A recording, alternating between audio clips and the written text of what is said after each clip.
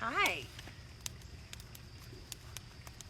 I wanted to join live again and try not to get caught on fire. But today is day 4 of the conscious connections, right? And so if you've been following over the last 4 days, then what this is all about is taking the time to be present, to consciously be aware of the decisions we're making, checking in, seeing how we're feeling about where we're at, where we've been, and set the foundation clearly about where we're headed, right? So we're ending 2021, and that's going to be here before we know it. And so what better time than to make a commitment to ourselves, to check in and make ourselves aware of what it is we want. I mentioned yesterday we're experiencing, even this morning, I don't know if you tuned in this morning for the drumming I did this morning in the sunny rain. But right now we're experiencing the 5th hexagram in Gene Key, and it's all about the shadows of impatience and embracing the gifts of patience. This city of timelessness. And so tapping into where we're feeling the most impatient, who we're feeling the most impatient with, kind of tuning into what that looks like. I mean, just today alone, I was experiencing impatience. When I woke up, I really wanted to do the drumming. I knew I wanted to drum in the rain. And I had this vision of exactly how I wanted it to play out. And it did not play out how I envisioned it. As a matter of fact, my kids kept blocking me every way they could. Not intentionally, but by the time I actually got to drum, I was pretty frustrated with the kids. And the rain, the downpour had actually stopped. And so it was more just a little sprinkle. But I had to check in with myself and check in and why am I so impatient about this? Why am I not allowing this to flow freely? Let it be what it's meant to be. Stop controlling the situation. Stop pushing too hard against the flow of how it needs to be. And so I just encourage you, right? Real life examples. I could probably name 5 more that happened today where I had to step back and acknowledge where I was being impatient and ask myself why I was being so impatient, and rise above it. So outside of that, right, it's a new moon and it's eclipse season. And to learn more about that, I highly recommend you check in with the Galactic Mystic. I share her stuff all the time on my Instagram. And so she'll be able to explain a lot more about the astrology aspect of what's going on and the energies around that. But what I do know is moon talk.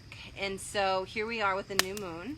And with the new moons, I like to practice setting intentions. It's where everything is a clean slate. We have fertile elements to plant seeds and allow things to grow.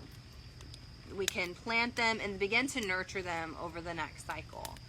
And so I encourage you to do the same with the fire here. I love to do fire ceremonies. Usually I'll have my drums out here, or I'll rattle, and who knows, maybe there will be a part 2 here in a little bit. But I sit down, I have my paper, and I write down my intentions. What seeds do I want to plant in my garden? My inner garden, right? What is it that I'm seeking?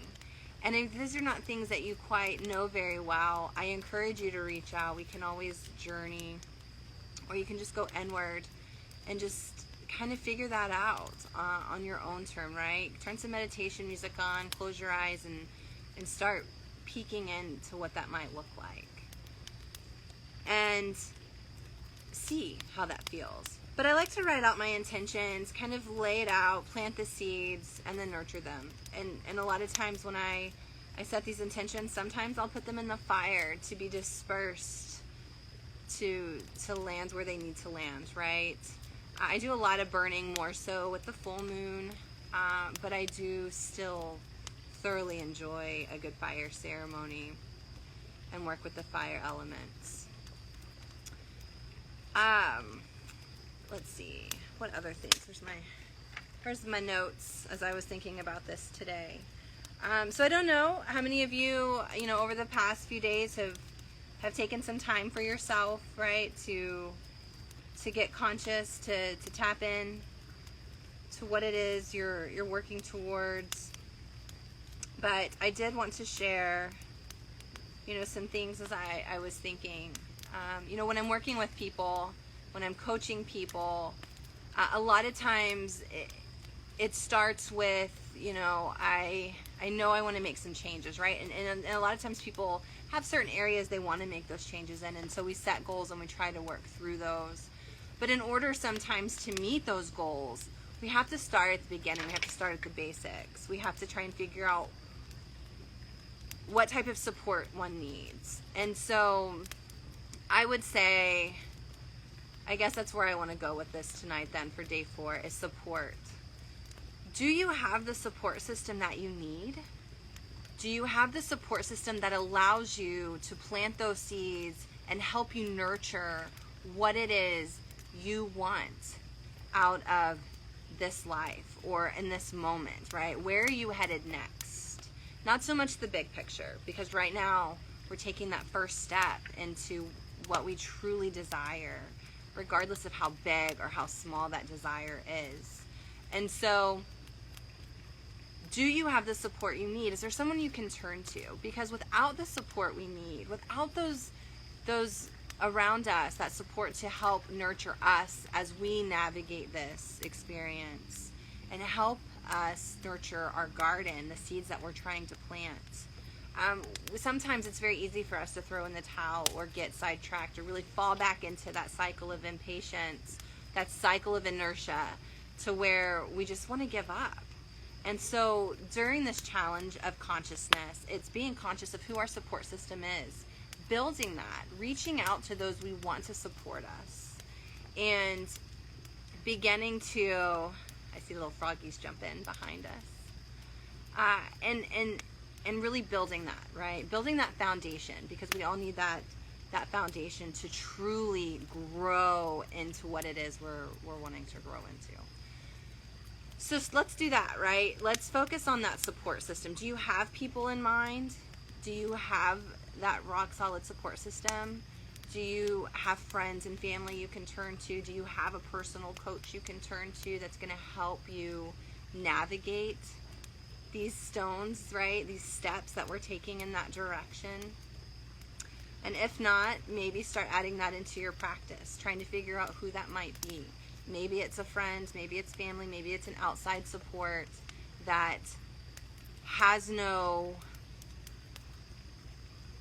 judgments or biases towards anything, right? A lot of times there's things that we desire that the people closest to us don't understand. They don't understand why you want that, or why you're headed in that direction, or why you believe what you believe, or you're too scared to share that with them because you don't know how they're going to react. I mean, it happens to all of us.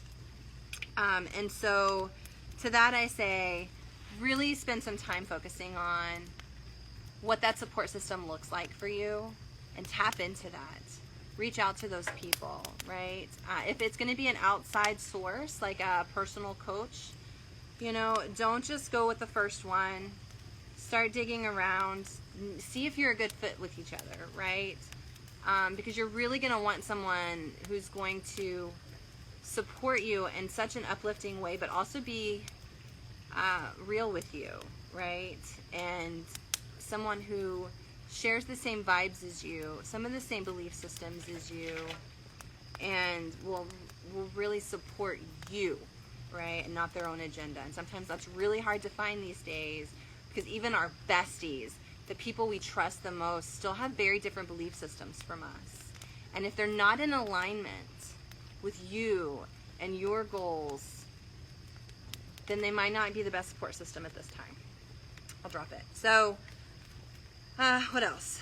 So, along the lines of making sure you're aligning yourself with the right support system, some notes that I wrote down earlier, I wrote, living in your own authority, really tapping into that, right? Kind of changing the game for yourself.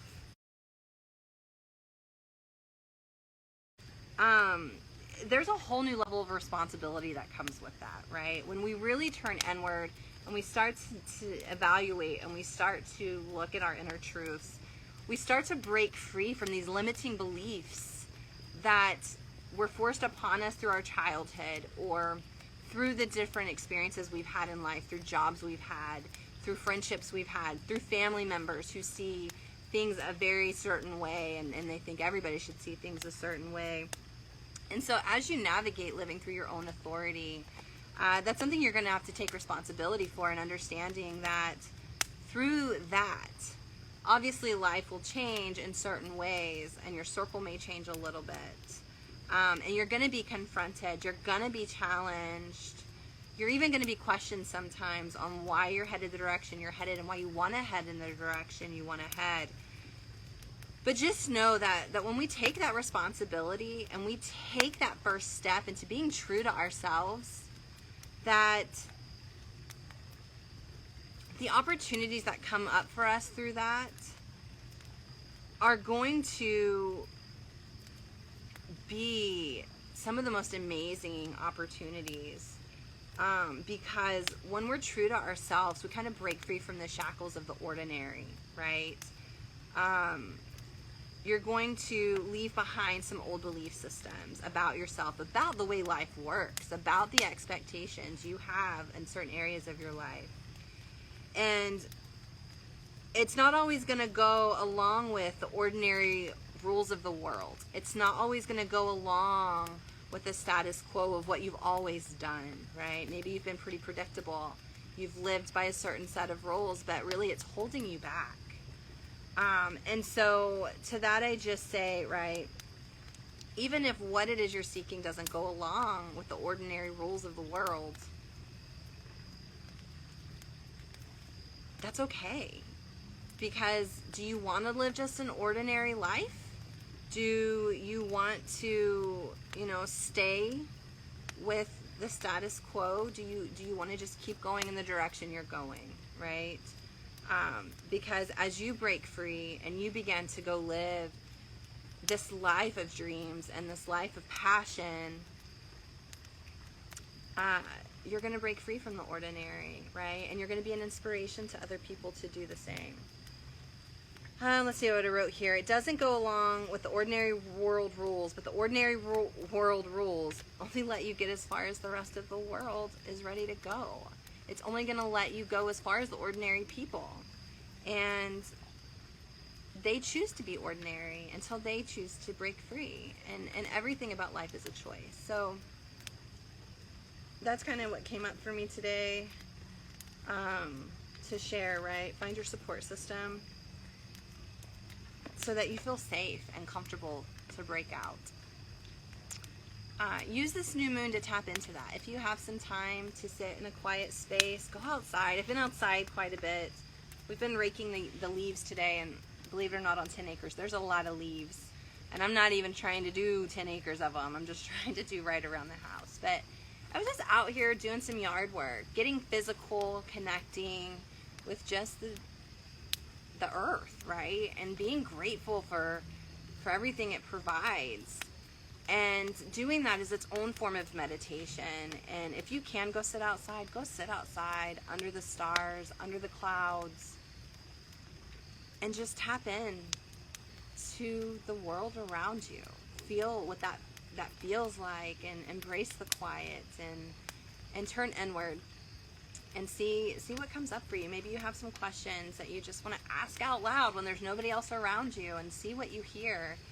Maybe something happens that you see or you hear, you feel, or thoughts pop in your head, and write those down, even if they make no sense. Maybe they'll make sense later.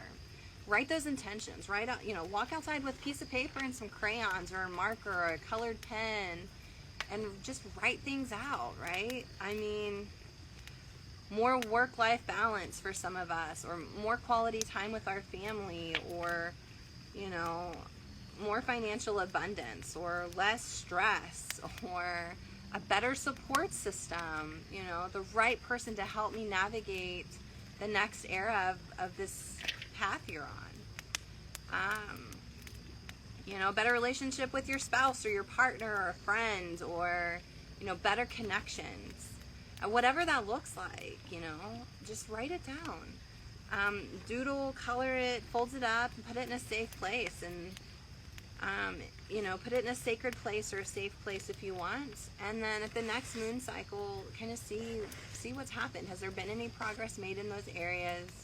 Have you spent any time really focusing on those and setting intentions on that through the next moon cycle? And I'm here to help over the next 31 days. I'm here to kind of help remind you to tap into that energy and not lose sight of it, and not get caught up in the ordinary anymore. Because we're going to start moving consciously through our days, through our weeks, through this month, and set ourselves on a new journey, on a new path to getting to where we want to go. So with that, I hope you're having a wonderful evening, and I hope that you find some time for yourself. Maybe you have your kids do it with you. Maybe you have a friend to do it with you. Maybe you just do it by yourself, because there's a lot of magic in just being alone, tapping into yourself.